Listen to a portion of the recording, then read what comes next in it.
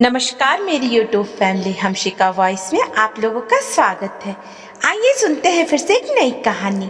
शाम के 7 बजने वाले हैं लेकिन रागिनी अभी तक अपने ऑफिस में काम कर रही है। कल उसके बॉस कंपनी के काम से विदेश जा रहे हैं और उनके प्रेजेंटेशन में फाइनल टच अभी बाकी है। 6 बजे तो आखिरी स्लाइड का डेटा मिला है। उस डाल के स्लाइड फाइनल करके उसने बॉस से डिस्कशन तो कर लिया, पर एक बार में मान ले वो बॉस कहा चेंज के बाद चेंज बताता है। रागिनी अब थोड़ी सी परेशान दिख रही थी। आज उसे वक्त पर निकलना था, जाते हुए हॉस्पिटल से रिपोर्ट कलेक्ट करना था। पूरा प्लान करके आई थी लेकिन इस प्रेजेंटेशन ने उसके पूरे प्लान को चौपट कर दिया। वे फाइनल टच मार ही रही थी कि इतने में फोन बजता है। रागिनी मन में अब कौन है, पहले ही मैं जल्दी में हूँ। फोन की तरफ देखते ही हस्बैंड। रागिनी हाँ मनोज। रागिनी पहुंची क्या? रागिनी अरे कहाँ यार, अभी भी ऑफिस में ही हूँ। मनोज अरे क्या कह रही हो, अभी तक निकली नहीं? दोपहर को तो बोली थी कि टाइम पे निकलूंगी। रागिनी हाँ बोला तो था पर नहीं निकल पाई। बॉस कल अब्रॉड जा रहे हैं, उनके प्रेजेंटेशन मीटिंग की तैयारी कर रही हूँ। मनोज अरे पर तुम्हें हॉस्पिटल भी तो जाना है, याद है ना? अब निकलोगी कब, पहुँचोगी कब? तुम्हारे पहुँचने तक तो बंद हो जाएगा। रागिनी अब बस हो ही गया, बस 5 मिनट में मैं निकल रही हूँ। मनोज जल्दी निकलो, और कुछ प्रॉब्लम है तो मुझे फोन कर दो, मुझे घर पहुँचने में 10 बज जाएगा। अभी एक कॉल आया है, मैं 2 घंटे बिजी रहूँगा। अगर फोन नहीं उठा पाया तो मैसेज डाल देना, मैं कॉल कर दूंगा। रागिनी ओके मैं रखती हूँ, अब जल्दी खत्म करके निकलना। मनोज ठीक है मिलते हैं। रागिनी ने अब प्रेजेंटेशन तैयार कर ली।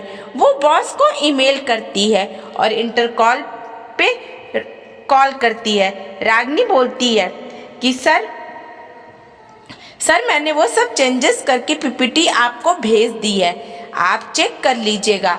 सर वो थोड़ा निकलना था, हॉस्पिटल जाना था रिपोर्ट लेने के लिए, कुछ रहेगा तो अभी बता दीजिएगा, करके निकलती हूँ। ठीक है सर थैंक्स, फिर मैं निकलती हूँ। वो फोन करके जाने की तैयारी करती है। 5-7 मिनट में वो ऑफिस से निकलती है। थोड़ी देर जाते उसे एहसास होता है कि उसे भूख लगी है। वो बाजू वाली दुकान से चिप्स और बिस्किट्स उठाती है और वो टैक्सी का इंतजार कर रही है। 10 मिनट हो गए पर एक भी टैक्सी नहीं रुकती है। आज क्या हो गया, एक भी टैक्सी नहीं रुक रही है? हमेशा ऐसा ही होता है, जब भी मैं जल्दी में होती हूँ कुछ न कुछ जरूर बीच में आ जाता है। पहले बॉस अब ये टैक्सी, वो मन में सोचती है उसके पेशेंस अब खत्म हो रहा है। चलो बस स्टॉप तक चलती हूँ, टैक्सी नहीं तो कम से कम बस तो मिल ही जाएगी।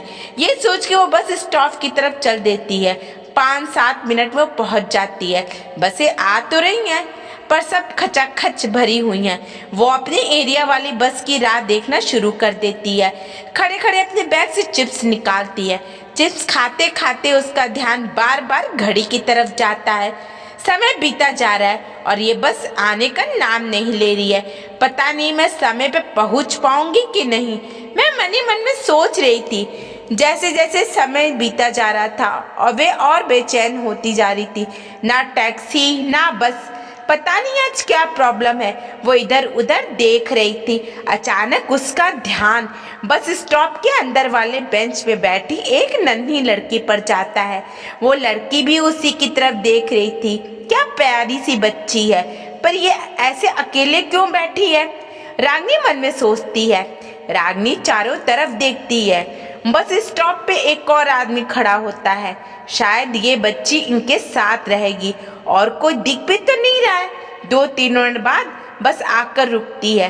रागिनी आके झुक कर देखती है पर ये बस भी रागिनी के काम को नहीं होने देती है। रागिनी फिर से पीछे होती है। वो देखती है कि वो थोड़ी देर पहले बस स्टॉप पर खड़ा हुआ आदमी अब नहीं है। शायद उसने वो बस पकड़ ली है। अरे लेकिन ये क्या, वो बच्ची अभी भी वहीं बैठी है। अब रागिनी को कुछ गड़बड़ महसूस हुई। इतनी छोटी सी बच्ची इतनी रात अकेली उस बस स्टॉप पर। वो उस बच्ची की तरफ जाती है, उसके बगल में जाकर बैठती है। मैं कुछ बोलूंगी तो बच्ची डर जाएगी, वो पहले से ही डरी हुई है। बच्ची उसकी तरफ देखती है और अपना अंग चुरा लेती है। वो बच्ची की ओर देखकर मुस्कुराती है। बच्ची सिर्फ देखती ही रहती है, कुछ जवाब नहीं देती। रागिनी अपने पास वाले चिप्स का पैकेट आगे बढ़ाती है। ये नुस्खा काम कर जाता है। वो बच्ची झटके से उसके हाथ से वो पैकेट छीन लेती है, चिप्स निकालती है और 4-5 खाने के बाद रागिनी की तरफ देखकर मुस्कुराती है। चिप्स का पैकेट छोटा होने के कारण झट से खत्म हो जाता है। खाली पैकेट देखकर उस बच्ची का चेहरा उतर जाता है। वो रोने से सूरज से रागिनी की तरफ देखती है। रागिनी को समझ में आ जाता है कि बच्ची को भूख लगी है। वो बैग में से अभी भी खरीदा हुआ बिस्कुट का पूड़ा निकालती है और बच्ची की तरफ देखती है। बच्ची के चेहरे पर मुस्कुराहट वापस आ गई। वो झट से अपना हाथ आगे बढ़ाती है।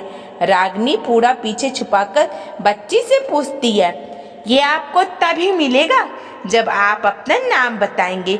बच्ची उसे सुनकर अनसुना कर देती है। वो बिस्किट्स के लिए अपने हाथ आगे बढ़ाती है। रागिनी फिर से उसे वही सवाल करती है। फिर से कोई जवाब नहीं। शायद बिस्किट्स मिलने के बाद में जवाब दे दे, ये सोचकर रागिनी उसे बिस्किट्स का पूड़ा देख करके कहती है। बच्ची झपक कर पूड़ा हाथ में लेती है और बिस्किट्स निकाल कर खाना शुरू कर देती है। अब बताओ आपका नाम, रागिनी उम्मीद में उससे पूछती है। बच्ची फिर से अनसुना खाना शुरू कर देती है और अब क्या करें, पूछने के लिए यहाँ कोई है भी तो नहीं। चलो अब और थोड़ी देर इंतजार करती हूँ, शायद भूख मिटने के बाद जवाब दे। इतने में एक बस आकर के रुकती है। रागिनी देखती है कि ये बस तो उसके घर की तरफ जाने को है। इतनी देर के बाद आखिर आ ही गई बस। रागिनी बस की तरफ बढ़ती है।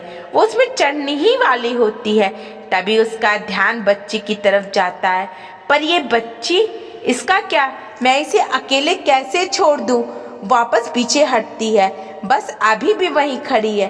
रागिनी के मन में हॉस्पिटल और बच्ची के बीच में द्वंद्व शुरू है।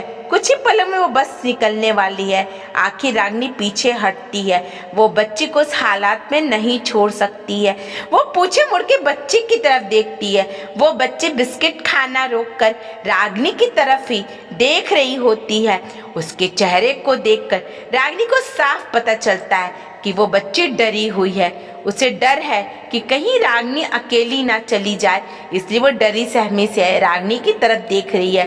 जैसे ही रागिनी पीछे मुड़कर उस बच्ची की तरफ चलने लगती है, वो बच्ची मुस्कुराती है। उसको तसल्ली हो जाती है कि रागिनी उसे अकेला नहीं छोड़ेगी। वो वापस बिस्कुट खाने में मस्त हो जाती है। अब कुछ भी हो जाए, रागिनी उस बच्ची को अकेला नहीं छोड़ सकती। रागिनी बच्ची की तरफ जाती है, बोलती है, देखो अब मैं तुम्हारे लिए रुक भी गई हूँ, अब तो तुम्हारा नाम बताओ। बच्ची रागिनी की तरफ देखती है। शायद उसे सवाल समझ में आता है, लेकिन कुछ बोलती नहीं है। वो वापस बिस्कुट खाने में मशगूल हो जाती है। रागिनी उसे पूछती है, तुम्हारे माँ बाप कहाँ हैं, मम्मी डैडी?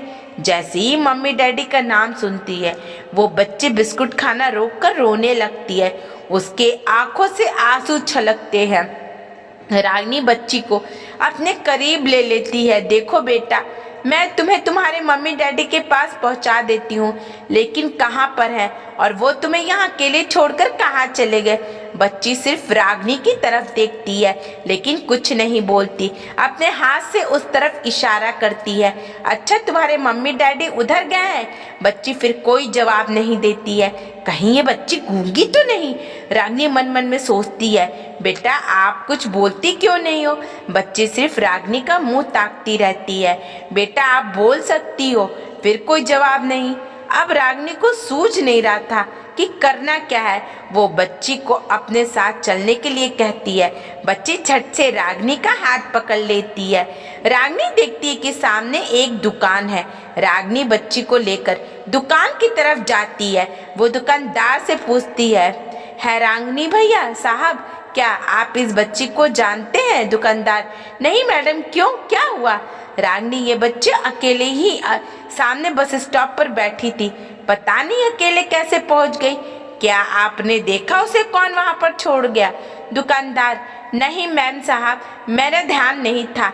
आप बच्ची से क्यों नहीं पूछ लेती हैं? रागनी, भाई साहब मैं कब से वही प्रयास कर रही हूँ, लेकिन लगता है कि बच्ची गूंगी है, कुछ बोलती ही नहीं है। वो दुकानदार बच्ची की तरफ देखता है। दुकानदार, आपका नाम क्या है बेटा? आपके मम्मी डैडी कहाँ हैं? आपको यहाँ कौन छोड़ के गया है? आप कहाँ रहती हैं? बच्ची कुछ जवाब नहीं देती है। वो रागनी को लिपटकर उसके पीछे जाकर छुप जाती है। दुकानदार, मैडम आप पुलिस के पास क्यों नहीं जाती हैं? वह इसके माता पिता को ढूंढ लेंगे। रागनी, भाई साहब इतने छोटे से बच्चे को पुलिस के हाथ कैसे दे दूं? थोड़ा आगे जाकर पूछती हूँ, शायद कोई इसको पहचानने वाला मिल जाए। आप प्लीज एक काम कर सकते हैं, अगर कोई इस बच्ची को ढूंढता हुआ आ जाए तो उन्हें तो इस तरफ भेज दीजिएगा, क्योंकि इस बच्ची ने अपना हाथ उस तरफ दिखाया, शायद उसका घर उधर ही है। दुकानदार, जरूर मैडम, मैं जरूर बता दूंगा, अगर कोई मदद लगी तो मुझे बता दीजिएगा। रागनी अब उस बच्ची को लेकर के आगे बढ़ती है।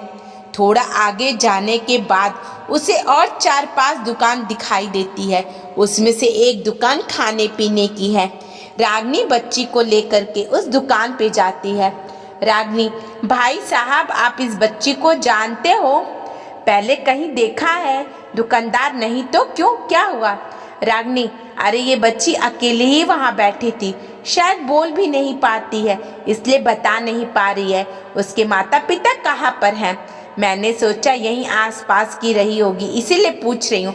दुकानदार, नहीं बहन जी, हमें तो नहीं पता। आप एक काम कीजिए, आगे एक बच्चों के कपड़ों की दुकान है, उन लोगों को शायद पता हो सकता है कि वो बच्चों को आते जाते देखते रहते हैं। रागनी, ठीक है धन्यवाद। रागनी वहां से निकलती है। थोड़ी आगे जाने के बाद उसे कपड़े की दुकान दिखाई देती है। जैसे ही वो कपड़े की दुकान की तरफ बढ़ती है, उसका फोन बजता है। फोन की तरफ देखती है। हस्बैंड रागनी, हाँ मनोज पहुंची क्या हॉस्पिटल? कुछ पता चला? रागनी, अरे कहाँ यार, मैं अभी तक यहीं पर हूँ। मनोज, मतलब अभी ऑफिस में हो? रागनी, नहीं यार, ऑफिस से निकलते समय बहुत हो गया, लेकिन थोड़ा रास्ते में अटक गई हूँ। मनोज, मतलब? मैं कुछ समझा नहीं। रागनी, अब कैसे समझाऊं? जैसे ही मैं घर जाने के लिए बस स्टॉप पर पहुंची तो एक छोटी सी असहाय बच्ची वहां पर अकेले बैठी थी, शायद गूंगी है, और उसके माँ बाप कहाँ पर है बता नहीं पा रही है, तो अभी मैं उसके माँ बाप को ढूंढ रही हूँ। मनोज, अरे रागनी ये क्या यार, तुम्हें पता है हॉस्पिटल जाना कितना इम्पोर्टेंट है? रागनी, हाँ पता है, पर बच्ची को अकेले भी तो नहीं छोड़ सकती हूँ, कुछ हो गया तो? तुम्हें पता है आजकल न्यूज़ में क्या आ रहा है? ये तो अच्छा हुआ कि मेरी नज़र उस पर पड़ गई। अब 2-3 जगह पर पूछती हूँ, नहीं तो इसको पुलिस के पास ले जाती हूँ। मनोज, हाँ सही है, बराबर कहा तुमने, ठीक है तो देख लो, सब हो जाने के बाद रिपोर्ट मिलता है तो वरना कल लेना पड़ेगा। मुझे आने की ज़रूरत है। रागनी, अरे नहीं, मैं मैनेज कर लूँगी, कुछ लगेगा तो मैं फ़ोन कर दूँगी। मनोज, ठीक है, लेकिन फ़ोन करना, और कुछ गड़बड़ दिखाई दे तो ज़रूर फ़ोन करना, मैं तुरंत आ जाऊँगा। ओके, अब रखता हूँ, वापस कॉल में जाना है। रागनी, ठीक है, मैं बता दूंगी। रागनी फ़ोन बंद करके अपने बैग में रख देती है। अब रागनी बच्चे को लेकर उस कपड़े की दुकान के अंदर जाती है। रागनी, अरे भाई साहब, क्या आप इस बच्ची को जानते हैं? पहले कभी इसे देखा है? दुकानदार, नहीं तो। अरे गणेश, जरा देखो, इस बच्ची को जानते हो? गणेश बच्चे को ठीक से देखता रहा और ना कर देता है। दुकानदार, नहीं बहन जी, हम में से कोई नहीं जानता है इसे, पहले कभी नहीं देखा है। क्यों, क्या हुआ, कुछ प्रॉब्लम है? रागनी, अरे हाँ, मतलब ये बच्ची अकेली ही उस बस स्टॉप पर बैठी थी, उसके माँ बाप कहाँ पर है कुछ पता नहीं, इसलिए ढूंढ रही हूँ। दुकानदार, तो बच्ची से पूछ लीजिए ना। रागनी, अरे नहीं भाई साहब, ये बच्ची गूंगी है, कुछ बोल नहीं पाती है, कब से वही प्रयास कर रही हूँ। रागनी बच्ची को लेकर दुकान से निकालती है। अब उसे समझ में नहीं आ रहा था कि करना क्या है। वो बच्ची की तरफ देखती है। वो बच्ची मासूम चेहरे से रागिनी की तरफ देखती है। अब रागिनी को उस बच्ची में कुछ ज्यादा ही इंटरेस्ट आने लगा था। वो उस बच्ची में इन्वॉल्व हो जाती है। अगर कोई नहीं मिलता है तो वो उसे घर ले जाने के लिए भी तैयार है। रागिनी, बेटा और कुछ चाहिए? कुछ खाना पीना है? बच्ची अपना सिर हिलाती है। रागिनी, चलो पहले एक काम करते हैं, आपके कपड़े कितने मैले हो गए हैं, आपके लिए कुछ कपड़े ले लेते हैं। रागिनी पीछे मुड़कर उस दुकान में वापस जाती है। रागिनी, भाई साहब, इस बच्ची के साइज का कुछ फ्रॉक वगैरह मिलेगा? इसके कपड़े बहुत गंदे हो गए। दुकानदार, क्यों नहीं बहन जी, अभी दिखाता हूँ। अरे गणेश, जरा बहन जी को कपड़े दिखाना बच्ची के लिए। 10 मिनट 10-12 फ्रॉक देखने के बाद रागिनी ने उसमें से 2 फ्रॉक उठाती है। बच्ची को पूछती है कि उसे अच्छा लगा। बच्ची खुशी से हाँ कर देती है। रागिनी दुकानदार से वहाँ दोनों फ्रॉक खरीद लेती है। बच्ची को वही दुकान के ट्रायल रूम में फ्रॉक पहनाने के लिए ले जाती है। पहले उस दुकानदार से थोड़ा पानी लेकर के बच्ची का मुंह साफ करती है और फिर उन दोनों में से एक अच्छा सा फ्रॉक देखकर उस बच्ची को पहनाती है। साफ होने के बाद वो बच्ची बहुत ही प्यारी लगने लगती है। रागिनी उसकी तरफ देखती ही रहती है। इधर खुद को नए फ्रॉक में देखकर बच्ची बहुत खुश हो जाती है और रागिनी से लिपट जाती है। रागिनी भी बच्ची को अपने करीब ले लेती है। 1 मिनट के बाद रागिनी को याद आता है कि इस बच्ची को उसके माँ बाप के पास छोड़ना है और मुझे हॉस्पिटल जाना है। घड़ी में करीब 8:15 होने वाले। अरे आज तो हॉस्पिटल होने से रहा, 8:30 बजे तो लैब बंद हो जाएगा। इसका मतलब है आज रिपोर्ट मिलने वाली नहीं है। वो तुरंत दुकान के बाहर आती है और लैब में फोन लगाती है। मैं रागिनी बोल रही हूँ, मुझे हॉस्पिटल पहुँचते बहुत देर हो जाएगी। क्या प्लीज़ आप मेरी रिपोर्ट हॉस्पिटल के रिसेप्शन पर रख सकते हैं? हाँ, मैंने ऑलरेडी कर दिया है, आप वहाँ पर रख दीजिए, मैं घर जाते हुए उठा लूँगी। प्लीज़ कीजिएगा ना भाई साहब। रागिनी फ़ोन रख देती है। अब पुलिस के पास जाने के सिवा उसके पास और कोई चारा नहीं बचता है। 3-4 दुकानों में तो पूछ लिया, अब थोड़ी देर मैं तो दुकानों में भी बंद हो जाऊंगी और कितनी दुकानों में जाऊं, ये सोचकर रागिनी आगे जाती है। थोड़ा आगे जाने के बाद उसे एक स्कूल नजर आता है। स्कूल के बाहर सिक्योरिटी वाला गार्ड भी बैठा है। रागिनी को एक आखिरी उम्मीद दिखाई देती है। वह स्कूल के पास जाती है और गार्ड से पूछती है, रागिनी, भाई साहब, आप इस बच्ची को जानते हैं क्या? ये बच्ची यहाँ पर पढ़ती तो नहीं है। सिक्योरिटी गार्ड, मैम साहब, मैं तो रात का गार्ड हूँ, ये दिन में आती होगी तो मुझे नहीं पता, आप बच्ची से ही पूछ लीजिए ना। रागिनी, ये बच्ची बोल नहीं सकती, यही तो प्रॉब्लम है। सिक्योरिटी गार्ड, तो मैम साहब इस स्कूल में नहीं पढ़ सकती है, इस स्कूल में वैसी कोई क्लास नहीं है। रागिनी, ठीक है, धन्यवाद। क्या आपको पता है कि यहाँ पर पुलिस स्टेशन कहाँ पर है? सिक्योरिटी गार्ड, हाँ मैम साहब, थोड़ा आगे जाने के बाद एक स्लम एरिया मिलेगा, वहीं पर लेफ्ट में पुलिस चौकी है। रागिनी, थैंक यू भाई साहब। रागिनी बच्चे को लेकर के आगे की तरफ जाती है। बीच में उसे गुब्बारे वाले और खिलौने वाले दिखते हैं। रागिनी बच्ची के लिए 2-3 खिलौने लेती है और फिर उसके हाथ में गुब्बारा भी दे देती है। बच्ची और ज़्यादा खुश हो जाती है। उसकी तो आज दिवाली ही है, अच्छा खाने को मिला, अच्छे कपड़े, अच्छे खिलौने मिले। बच्ची बहुत खुश हो जाती है और उसकी खुशी देखकर रागिनी और खुश हो जाती है। बस यही खुशी तो देखनी है और क्या, वो मन में सोचती है। 5 मिनट आगे जाने के बाद रागिनी को पुलिस चौकी दिखाई देती है। वो पुलिस चौकी के अंदर जाती है। वहाँ पर एक हवलदार साहब बैठे रहते हैं। रागिनी, हवलदार साहब, मेरा नाम रागिनी है, ये बच्ची मुझे एक बस स्टॉप पर मिली है। यहाँ से आगे हनुमान चौक पे जो बस स्टॉप है ना, उस स्टॉप पर ये बच्ची अकेले बैठी थी। पता नहीं इसके माँ बाप वगैरह कौन है और ये बच्ची बोल भी नहीं सकती है, तो मैंने सोचा शायद आप मेरी कुछ मदद कर सकते हैं। हवलदार बच्ची की तरफ देखता रहा। हवलदार, अरे 1 मिनट, शायद मैं जानता हूँ, अभी थोड़ी देर पहले किसी ने यहाँ पर एक बच्ची की खो जाने की खबर दी थी। 1 सेकंड, आपको बच्ची का नाम पता है? रागनी, जी नहीं साहब, मैंने कहा ना ये बच्ची बोल नहीं सकती है। हवलदार एक पेपर निकालता है, उस पर साथ एक फोटो भी लगा था। फोटो बच्ची से मैच करता है। रागनी भी फोटो देखती है। हवलदार, रुकिए, बच्ची को लेकर यहीं पर रुकिए, मैं उसके माता पिता को बुला देता हूँ, वो सामने ही रहते हैं। रागनी वहाँ पर एक कुर्सी पर बच्ची को लेकर के बैठ जाती है। अब उसे खुशी भी है और दुख भी है, और बच्ची के माता पिता मिल गए, अब वो आकर इसे ले जाएंगे, वो मन ही मन में सोचती है। करीब 10 मिनट के बाद एक गरीब औरत दौड़ते दौड़ते पुलिस चौकी में घुसती है। जैसे ही वह रागनी के पास बैठी बच्ची को देखती है, तुरंत भाग के उसे उठा लेती है। औरत, अरे अंकिता, कहाँ थी मेरी बच्ची? कब से ढूंढ रही हूँ तुम्हें, जाने बिना बताए कहाँ चली गई?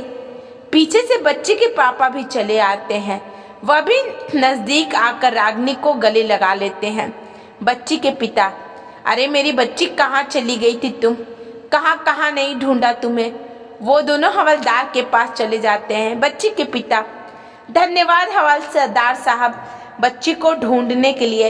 हवलदार, अरे धन्यवाद मेरा मत कीजिए, धन्यवाद उनका कीजिए। वो मैडम आपकी बच्ची को सही सलामत यहाँ लेकर के आई हैं। तभी उसके माता पिता को ये भी ध्यान में आता है कि अंकिता के कपड़े भी नए हैं, उसके हाथ में खिलौने भी हैं। वो रागनी के पास जाती हैं। बच्ची की माँ, मैडम पता नहीं कैसे आपका शुक्रिया अदा करें, हम तो शाम से रो रो के पागल हो गए। बच्ची कहीं मिल ही नहीं रही थी, कई जगह ढूंढ के आ गए, कहीं कुछ नहीं पता चल रहा था। बच्ची के पिता, अभी भी मेरे कुछ दोस्त बच्ची को ढूंढने के लिए गए हैं, आपको कहाँ मिली?